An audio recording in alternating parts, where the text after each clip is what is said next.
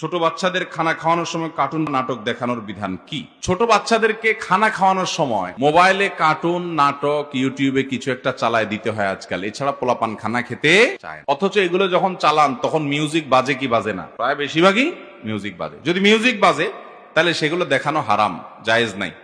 বাচ্চাকে এগুলো দেখায় খাওয়াইলে গুনাহ হবে, জায়েজ হবে না। বাচ্চাকে এগুলো দেখানো ছাড়া যারা মনে করেন বাচ্চা খায় না, তারা নিজেরা বাপমারা আগে মোবাইলের টিপাটিপি বন্ধ করেন। নিজেরা যদি মোবাইল টিপাটিপি বন্ধ করেন, বাচ্চা দেখবেন অর্ধেক সোজা হয়ে গেছে। দ্বিতীয়ত, এই বাচ্চাকে অন্যান্য বাচ্চা যারা এই মোবাইলে আসক্ত তাদের সাথে মিশাবেন না, এটা চেষ্টা করবেন।